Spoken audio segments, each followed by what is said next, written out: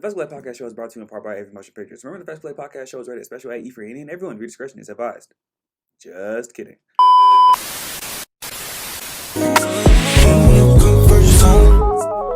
Up in the whip, we riding. Right hand on your thigh while I'm driving. What's poppin'? Welcome everybody back to the FAX.Koolaid podcast show. This is episode 9. I am Olakunle Awe, otherwise known as FAX.Koolaid, bruh. As I always say, I am a speaker, not a yapper. We got to get straight into this because it's a lot that I need to talk about. First of all, I told y'all I was coming once a week. We recorded episode 8 last week, episode 7 the week before. This is 3 straight weeks of being consistent. So I appreciate everybody that got on my ass, you know what I'm saying? Excuse my French, but I appreciate everybody that, you know what I'm saying, spoke life into me, just basically to encourage me to be coming to y'all more, because at the end of the day, consistency is what lies on the other side of where you are now and where you desire to be in the future. I'm going to get to that later. But again, episode 9, welcome back to FAX.Koolaid podcast show. Obviously, the biggest thing that's happening in this world, Super Bowl was yesterday. Now, it's been a lot of people that was in my DMs because over the past 2 weeks, I've said on multiple instances that I'm not betting against the Chiefs. I said that multiple times. I was wrong. Okay, I was wrong. I ain't gonna lie to you. I'm man enough to admit it. Unlike these other sportscasters on TV, I was wrong. Saquon, Jalen, y'all won. I was completely wrong, bro. Now, I'm going to get to them in a second because I'm going to talk about who the biggest winners of yesterday was, because that doesn't just include football. You know, I got to talk halftime performances, people in the crowd, people around the world, because the biggest winners and losers of what we saw yesterday, Super Bowl 59, the Super Bowl, it extends beyond football. So I'm going to get to that in a second. So Patrick Mahomes, right? Because I got many glaze allegations. What I want to say to Patrick Mahomes is, Patrick Mahomes, congratulations. You had one opportunity to become my GOAT, and unfortunately you failed. I still love you, but I ain't gonna lie to you. The one thing that's gonna haunt your fans forever, he had the most obvious gifted on a silver platter. Here's your legacy game, Pat. Here's your chance to show everybody that you are truly not human. Here's your chance to show everybody that you are the greatest. It was given to him on a silver platter, bro. He had the opportunity to prove to the planet there's nobody else that's ever been on my level. Nobody else that can be me. He had the chance to be Gen Z's undisputed GOAT, and he failed. Not gonna lie to you. Now, granted, I'm a real one. I definitely understand that O-line was abysmal. I mean, for crying out loud, it was a play where his own offensive lineman pushed the defender into Patrick. Really enough to understand that it wasn't just him yesterday. His O-line was abysmal. It just really pains me because many people was all like, oh, why would you all of a sudden root for Patrick Mahomes? Yo, I wanted to see history, not gonna lie. I'm very infatuated when it comes to winners. The way I see old heads talking about Michael Jordan, the way we talk about Steph Curry, about how it's a privilege to be in that era to watch him play, that's how I think about Patrick Mahomes. That's how I thought I was going to think about Patrick Mahomes. He had the opportunity to become our Jordan. He truly did. If I would have went to the Chiefs and told them, hey, look, if I would have been a time traveler going back 2 weeks ago to the Chiefs and told them, look, I got some good news.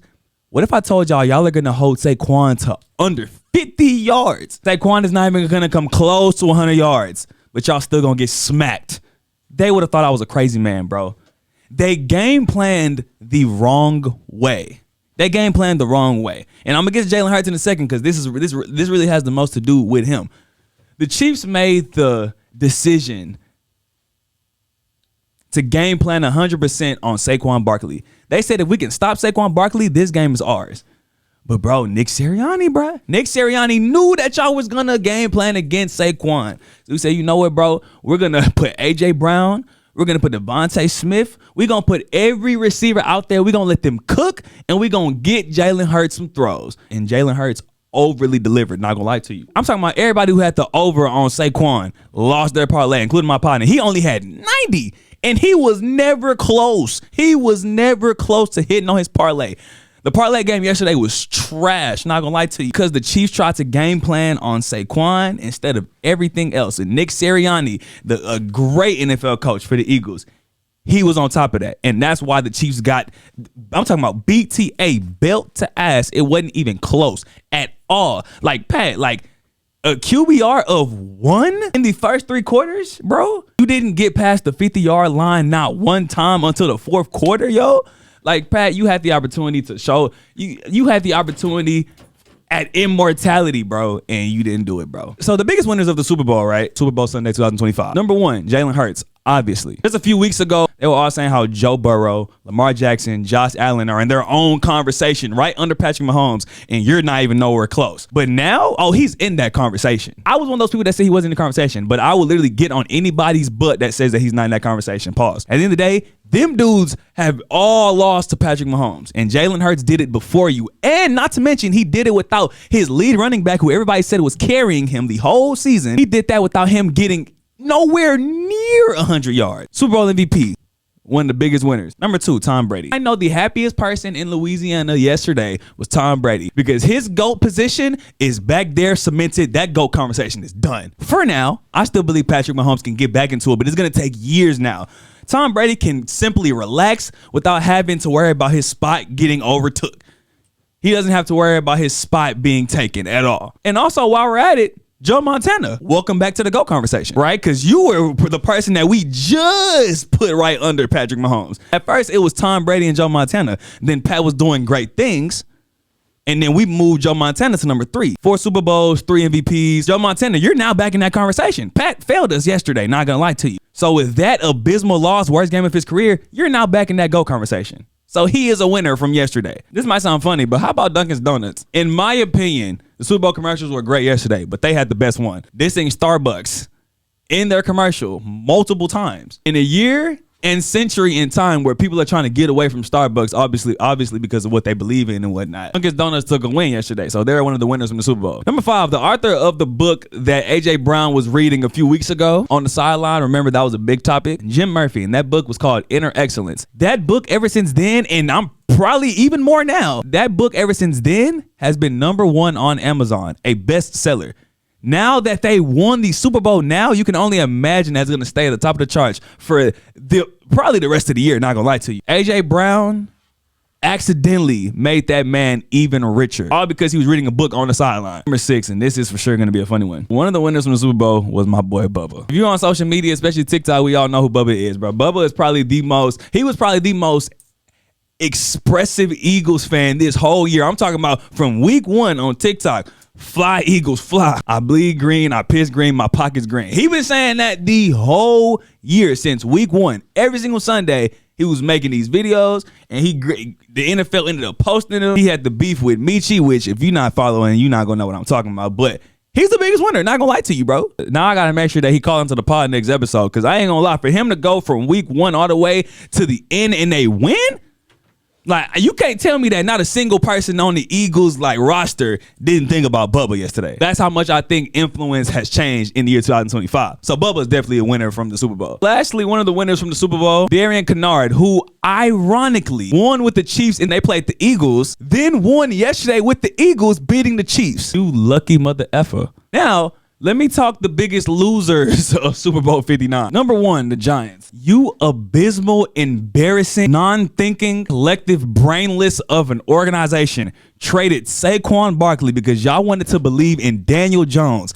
And the very next season, not only did he break the single season rushing record against y'all, but he won the Super Bowl. And the worst part, he didn't even have to try hard in the Super Bowl. And he still won it. Y'all are the biggest losers of Super Bowl 59. Number 2, Patrick Mahomes fans, right? Again, Patrick Mahomes was given the most obvious opportunity to show that he is the greatest or one of the greatest. Because even still, when he lost to Tom Brady in the Super Bowl, he still played crazy well. He still made crazy throws. Yesterday was the complete opposite. Worst game he's ever played. It's going to be hard for Patrick Mahomes fans to defend him for the next year. Not going to lie to you. But let me say this, though. Let me defend Patrick Mahomes, though. Because there's been a whole lot of people after last night was all like, oh, yeah, that's what happens when the ref's not on your side. Yeah, Patrick Mahomes sucks. Let's stop that, bro. Let's be real. One bad game, and it was a bad game, does not make Patrick Mahomes not better than your quarterback. Patrick Mahomes is probably still better than every single person that's talking trash quarterback. Patrick Mahomes is still better than your quarterback 9 times out of 10. We can celebrate with the Eagles, but let's be real. Anybody that tries to sell me that Patrick Mahomes has fell off because of that game does not know football. The Eagles had a great D-line. They had a great scheme against Patrick Mahomes, and Patrick Mahomes lost. Back to the biggest losers, right? Coming in at number 3, the media. Yes, the media. Y'all brought nothing but y'all brought nothing but instigation and drama to the Eagles locker room. Remember when Jalen Hurts came in that press conference and said, this is what y'all wanted to see, right? Because y'all was saying, oh, Jalen Hurts is not a good leader. Jalen Hurts doesn't know how to treat his teammates. Oh, he's neglecting his teammates. Oh, damn. It's crazy how the tables turn. Media is number 3 on my list. 4, Josh Allen, Lamar Jackson, and Joe Burrow. Y'all are losers from yesterday because now Jalen Hurts is now in your conversation. He is definitely in y'all's conversation. Before yesterday, we was all like, nah, Jalen Hurts, he's not in the same conversation as y'all 3 because y'all are the 3 that's chasing Patrick Mahomes. Well, guess what? Jalen Hurts just beat Patrick Mahomes, a guy that none of you can beat. A guy that all of you struggle to beat and become better than. Now, we're not saying Jalen Hurts is going to end up being better than Patrick Mahomes, but you would be surprised how many people would bet their money that Jalen Hurts could eclipse all 3 of you to overtake Patrick Mahomes on that mountain. Because at the end of the day, he's beat him. In order to beat a man, you got to beat the man. Y'all haven't beat the man yet, but he has. Number 5, one of the biggest losers is, Drake, but I think that's a gimme. And then last, one of the biggest losers of yesterday was Taylor Swift. My goodness. Y'all see how she got booed out of the stadium? It's like one thing if you get booed and then the team that you're rooting for wins, right? But you get booed the whole game. Every time they show you on the camera, you're getting booed and your team is playing abysmal football. Oh, Taylor, my goodness. That might be the end of the Taylor Swift NFL showing the face on the camera, that whole shabacle. That might be the end of that, not gonna lie to you. It was seriously something to behold, not gonna lie to you, man. And Serena Williams, who I'm gonna talk about in a second, didn't make it any better by tweeting that she still loves Taylor Swift. That was before we realized we was finna see her during the halftime show performance, which is what I'm about to get into next. But that was my biggest winners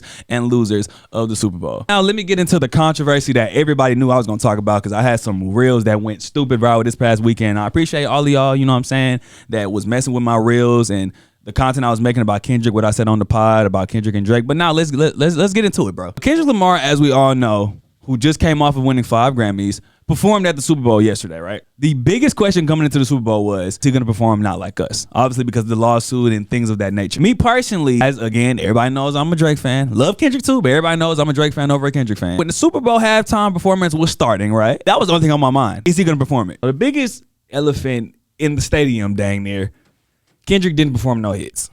None of his classics.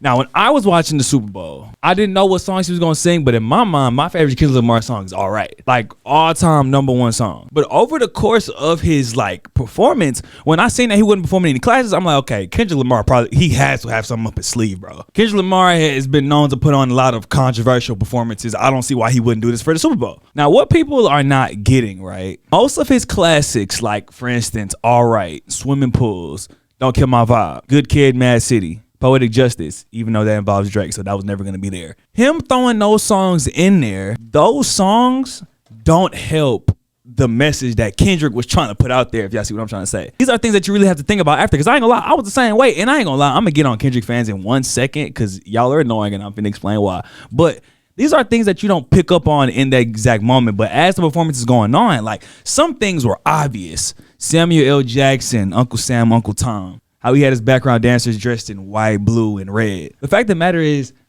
them classics would have threw off the authenticity of the message that he was trying to throw out. And I'm not trying to sound like your average typical Kendrick fan, because let me tell you how they're pissing me off, not right now, not gonna lie. And I'm speaking directly to Kendrick fans. I'm saying this so respectfully because I like Kendrick. Now is not the time for you to act like you better than everybody, bro. Now is not the time for you to act like you're more woke than everybody. Now not the time to act like you're more wise than everybody. You all did not pick up on all them signs and all them hidden messages when the show happened, bro. Duh, you probably picked up on some of them, but some of them were common sense. Samuel L. Jackson being Uncle Sam, Uncle Tom, the division of the flag, the game over. But bro, y'all are lying if y'all are trying to make it seem like the whole duration of Kendrick Lamar's performance that y'all knew every single message he was trying to give out. Y'all are lying. I don't care what nobody says. Kendrick Lamar wouldn't even, you wanna know what this is exactly like? I compared Kendrick Lamar's halftime performance to his song Euphoria. Remember when Drake kept dissing Kendrick during the beginning of the rap beef, right? And we was waiting on Kendrick. Then on a random Tuesday, he dropped Euphoria. We all first heard Euphoria and we said, bro, this is trash, bro. Like, what is he talking about?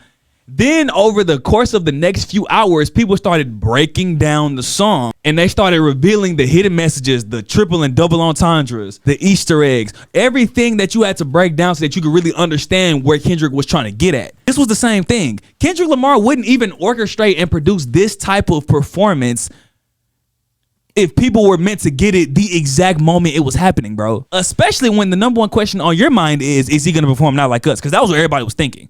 That was what everybody was thinking. Like, let's be real, bro. Kendrick Lamar knew that none of us were gonna be thinking that this was gonna be a revolutionary affair, a revolutionary show, but it was. And I ain't gonna lie, I like it. I ended up now that I've rewatched it and studied it and was able to pick up on what he was trying to put down. Now I completely get it. But it's just you Kendrick Lamar fans, y'all be trying to reach so hard, bro. Like, bro, it's like, and not like us when Kendrick was like, and then Kendrick Lamar fans want to be like, see, y'all not picking up on that for real though. Him humming during the song was really a display of how the slaves used to hum their songs when they couldn't sing it out loud because the slave masters were gonna kill them. Like, that's how y'all be sounding. Like, y'all don't always gotta be the smartest people in the room, bro. And most of the things that have been like broken down from Kendrick Lamar's halftime performance, a lot of it makes sense. It's a few things that's reached a little bit, not gonna lie to you, but most of it makes sense. And now, as we know all these things, because Kendrick knew that Kendrick probably knew that most of the world was gonna think that his set was trash, but he also knew that there was gonna be the millions of people that was also gonna take his halftime performance, go study it, break it down, and then realize that it was a beautiful display and that it made perfect sense. But these type of antics don't shock me from Kendrick Lamar, and not gonna lie to you, bro. It speaks to Kendrick Lamar's intelligence because he was able to display an important message while also finishing that Drake beef. Because I don't care what any of y'all say. Him performing Not Like Us had nothing to do with the revolution. It had nothing to do with the political game. That was Kendrick being Kendrick. Nothing more, nothing less. To hear a whole stadium sing A minor, like, it's just like, that's why I said Drake is also one of the losers of Super Bowl 59. Now, I'll give Kendrick Lamar credit, right? He planned it perfectly for what he wanted to do. That K.DOT Drake war, let's end that where it's at. And side note about that, because also last week, Drake was in the news again over that whole DJ Khaled Drake, you know what I'm saying? That whole DJ Khaled Drake situation. Drake is back on tour. He's back making music. So DJ Khaled says, okay, bet. Drake is back making music. So am I. I'm dropping a whole album. He makes a whole post about it. Says, I got 2 Drake records on there. Drake comments, must be Drake Bell. I ain't gonna lie, I completely get it. DJ Khaled, you cannot be solid when my name is getting dragged through the mud, but now when it's time to profit and make money, you trying to use my name again. I completely understand why Drake did that, not gonna lie to you. Like, you got me effed up, Khaled.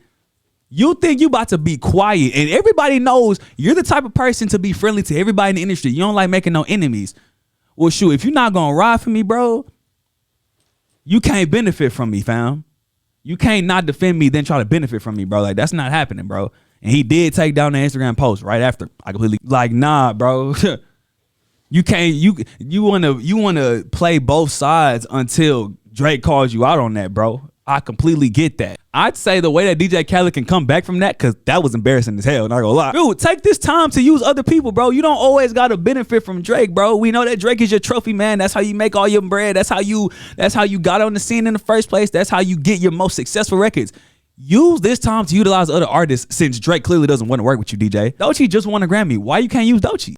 These young rappers, these young artists that are coming up in the game, use them. This is your opportunity to say, okay, Drake, I don't need you. But we'll see what he does, bro. That's the one thing that he needs to do, because you're not getting that Drake record. But apart from that, we just came from a crazy week in the NBA. Trades everywhere. Now, I want to recap a few things that's going on post-trade, you know what I'm saying? AD debut with Dallas, killing in the first half. I'm like, okay, this might work. Destroyed in the first half. Third quarter, gets hurt.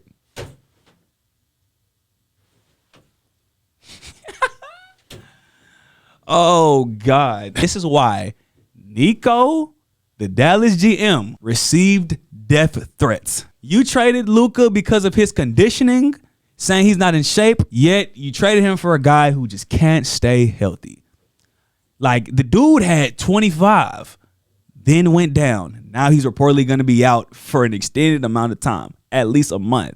This is why everybody hates you in Dallas now. You traded Luka. You said he was out of shape. Oh, my God. So out of shape that he only averaged almost 30 in the finals. Oh, my God. So out of shape that he destroyed everybody in the playoffs. But I digress. Now you got AD. And you better hope that AD stays healthy, because if he does not, everybody's going to riot even more.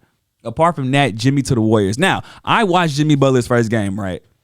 I was watching Jimmy Butler's first game versus the Chicago Bulls, and they were getting absolutely mollywopped. It wasn't even funny. To the point where I almost decided to turn off the game, but I got into an argument with some people I knew. So while I was on the phone, the game was playing right in front of me, and I'm witnessing the Warriors come back. And I'm like, I ain't gonna lie, this could be very interesting. Jimmy Butler started getting busy.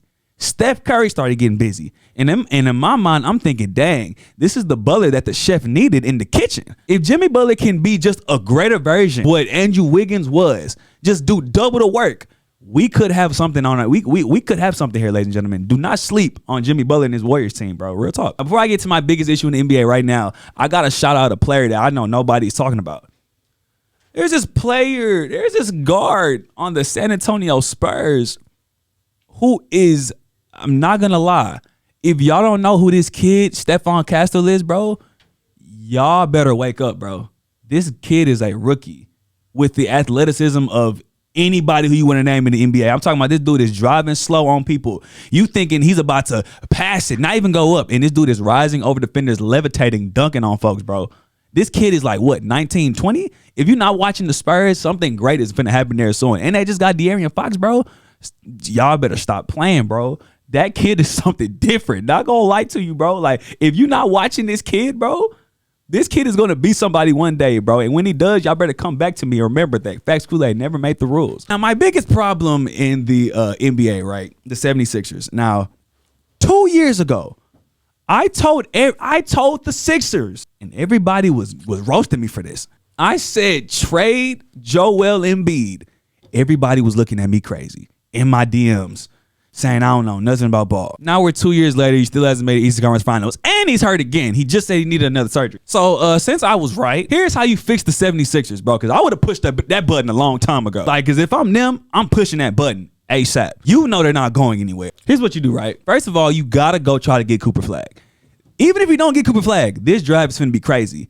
These players in college basketball are destroying. You got to make sure you get one of these top players in this draft that is not taking the place of Tyrese Maxey and Jerry McCain. Real talk. Get rid of Joel Embiid. See what you can get for Joel Embiid. Call every single team in the league and let them know, hey, what would you give me for Joel Embiid? Like, just asking. You got to check every single team in the league because, bro, you got to get rid of Joel Embiid. Put the process to bed. It's dead. The process never worked. You want to know why? Because Joel Embiid can't stay healthy. He can't stay healthy. He doesn't want to play in all these games. Never made an Eastern Conference Finals. That was the process. Get rid of that ASAP. Not gonna lie. Get anything that you can get for Joel Embiid while trying to get Cooper Flag. Then, just like how they said on the panel, shout out Unc and everybody on the panel. I love that show. You go to every single player that you're gonna keep. Get their opinion on Paul George. If majority says Paul George leaves, you trade Paul George. Y'all know that Paul George has more podcast segments than games played with the Sixers? The 76ers don't realize they could really cook if they just got rid of Joel and Paul George. Tyrese Maxey should have been an all-star this year. Clearly, you can build your team around him, Cooper Flag, Jerry McCain, and then you getting people for Joel and Paul George. You could find yourselves in a situation just like OKC. You got SGA leading the charge, but damn near every player around him is at the bare minimum solid. And OKC is dangerous, bro. That's a dangerous squad. The 76ers could be better than them if they make the right moves. But get rid of Joel Embiid, please. We'll always remember the process as a very unique time in history, I guess.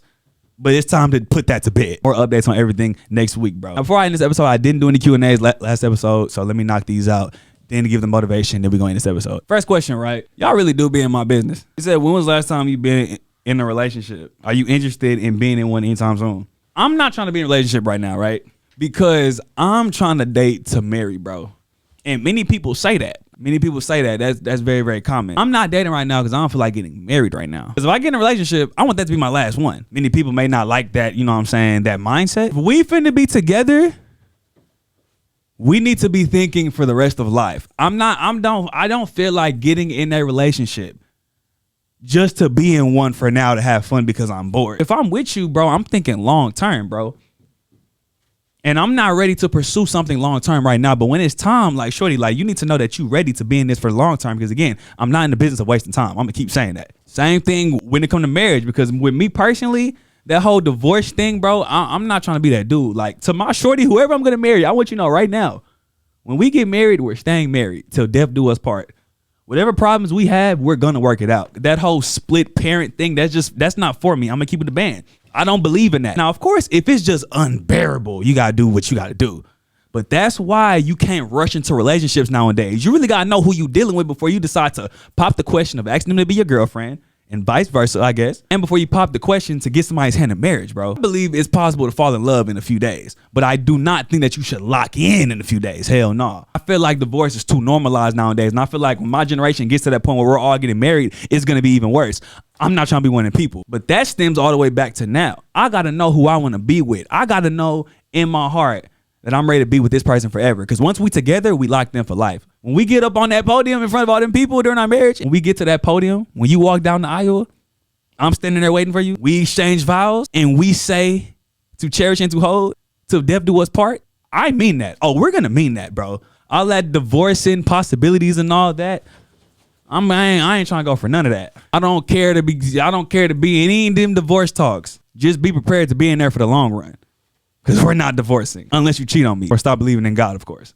Next question. What's your idea type of a woman as far as like body? Actually, I want to ask how you feel about big girls, but I don't want to set you up to say something fat phobic. First of all, I love big women, first of all. I don't got no problem with big women. But let me say this, though. I don't care if a woman I like is skinny or big. I'm gonna keep it a band. But I love women that go to the gym. I'm gonna just keep it a band. Women that go to the gym are the top tier of top tier women, bro. I don't even care if your results in the gym are not showing. Just the fact that you're in there, period. It's bigger than just the body of work of the gym. It's the mindset, bro. Girls that go to the gym, right? You can ask any girl that goes to the gym if you think I'm lying. They got the right mindset, bro. They understand the principles of hard work, consistency, dedication, and discipline, because you're not getting your goals in the gym if you don't got no discipline.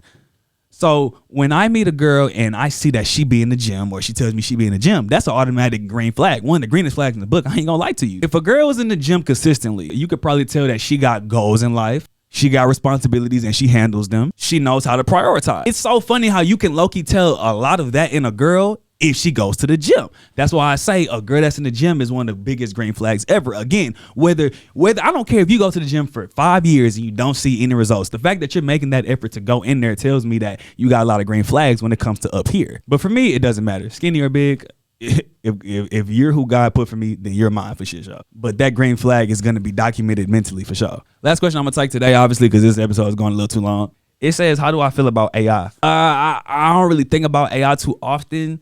I know that AI has given us a lot of weird trends. I ain't gonna lie to you. Like I'm not, well, actually it's funny that this question just came up. So there's this new AI trend, right? Where AI puts you and the celebrity in a picture that you choose. And then you can like kiss your celebrity.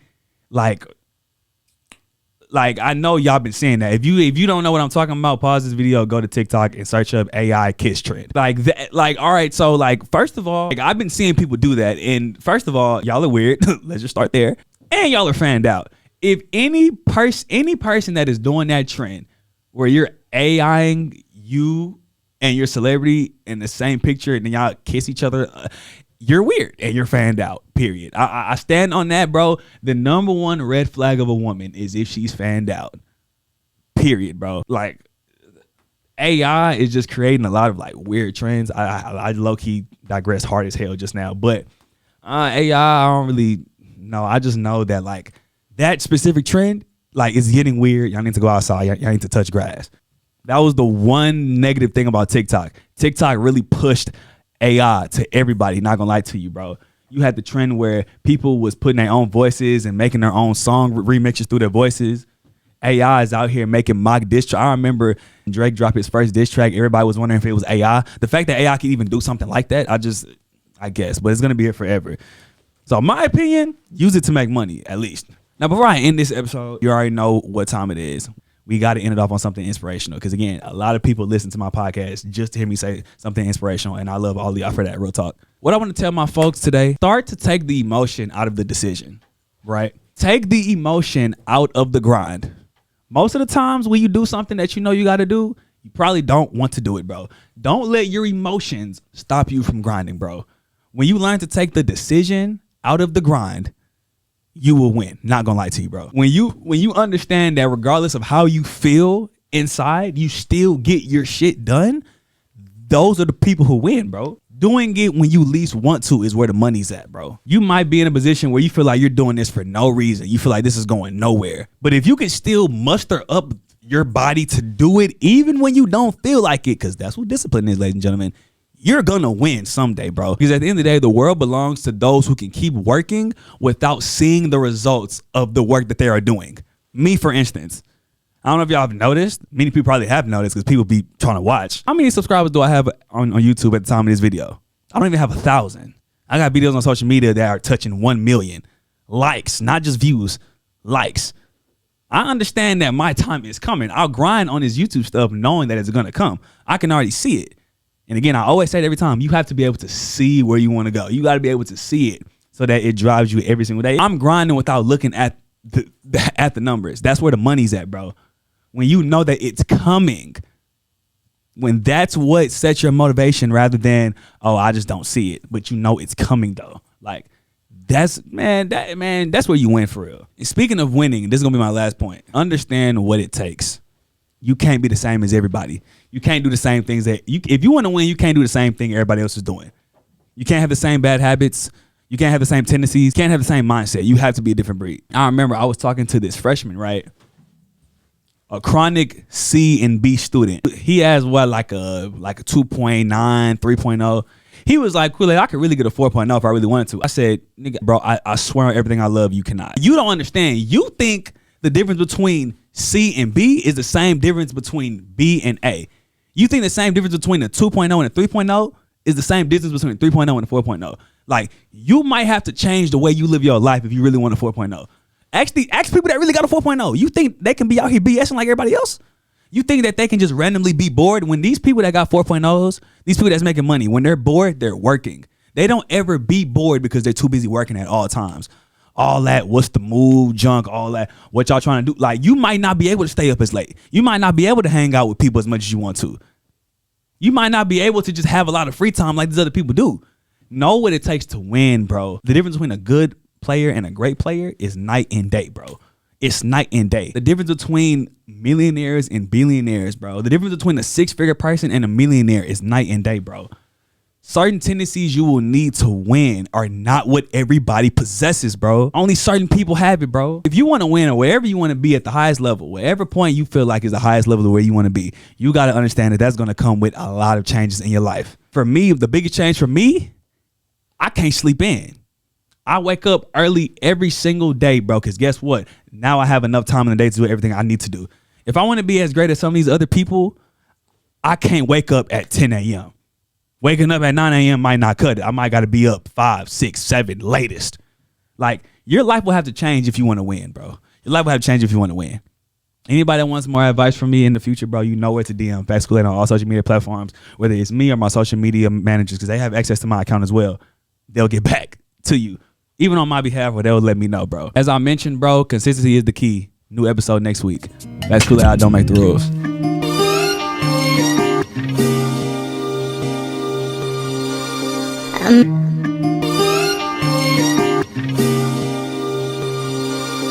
Imagine seeing